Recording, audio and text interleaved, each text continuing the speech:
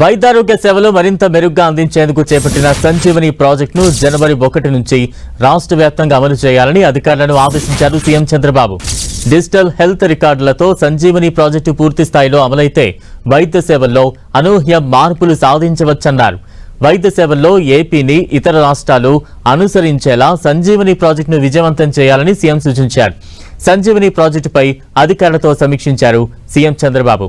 కుప్పం నియోజకవర్గం, చిత్తూరు జిల్లాల్లో ఇప్పటికే సంజీవని ప్రాజెక్టు అమలుతో ఉత్తమ ఫలితాలు వస్తున్నాయని, వీటిని రాష్ట్రమంతటా అమలు చేసేలా చూడాలని సీఎం చంద్రబాబు సూచించారు. రాష్ట్రంలో ప్రతి కుటుంబం విద్యకు, వైద్యానికి అత్యధికంగా ఖర్చు పెట్టాల్సి వస్తోందని, ఈ వ్యయాన్ని తగ్గించేలా చూసేందుకు సంజీవని వంటి కార్యక్రమాలను తీసుకువస్తున్నట్లు ముఖ్యమంత్రి చెప్పారు.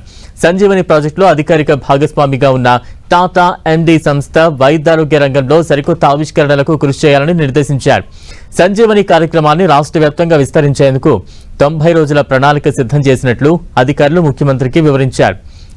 బేస్ లైన్ అధ్యయనం, అలానే డిజిటల్ మౌలిక వస్తువుల ఏర్పాటు, శిక్షణ, సర్టిఫికేషన్, జాతీయ రాష్ట్ర పోర్టల్తో ఇంటిగ్రేషన్ వంటి చర్యలు 90 రోజుల ప్రణాళికలో ఉన్నాయని వెల్లడించారు. 28 జిల్లాల్లో వైద్య సిబ్బందికి శిక్షణ ఇవ్వనున్నట్టుగా తెలిపారు. కుప్పం, చిత్తూరు ప్రాంతాల్లో సంజీవని కార్యక్రమం అమలుతో వచ్చిన ఫలితాలను సమీక్షలో ముఖ్యమంత్రి పరిశీలించారు. ప్రాజెక్టు అమలుతో మెరుగైన ఫలితాలు సాధిస్తున్నట్లు అధికారులు వివరించారు. చిత్తూరులో నమోదైన ఫలితాల ప్రకారం హైపర్ టెన్షన్ కేసుల్లో 56% నియంత్రణలోకి వచ్చినట్లు తేలిందన్నారు. డయాబెటీస్ కేసుల్లో 16% కేసుల తీవ్రత తగ్గిందన్నారు. అలాగే ప్రైమరీ హెల్త్ కేర్ సేవల వినియోగంలోనూ గణనీయమైన పెరుగుదల నమోదైనట్లు వెల్లడించారు. సంజీవని సేవలపై పౌరుల అభిప్రాయాలను తెలుసుకునేందుకు నిర్వహించిన సర్వేలో 91% మంది సంజీవని సేవల అనంతరం తమ ఆరోగ్యంపై అవగాహన పెరిగిందని చెప్పారు. స్క్రీనింగ్ నుంచి చికిత్స, ఫాలోఅప్ వరకు ఏఐ ఆధారిత ఆరోగ్య వ్యవస్థను తీర్చిదిద్దుతున్నట్లు ముఖ్యమంత్రికి తెలిపారు అధికారులు.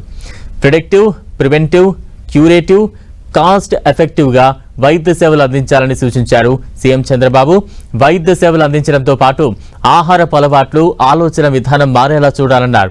హోమియోపతి, ఆయుర్వేద, యోగా, ప్రాణాయామం, ఇంకా అత్యాధునిక వైద్య విజ్ఞానాన్ని వినియోగించుకోవాలని వివరించారు. ఏఐ డాక్టర్ కూడా విస్తృతంగా వినియోగంలోకి తీసుకురావాలన్నారు సీఎం చంద్రబాబు. డేటాను భద్రపరచడం, గోప్యంగా ఉంచడంతో పాటు డాష్ బోర్డ్ సిద్ధం చేయాలని ఆదేశించారు సీఎం చంద్రబాబు.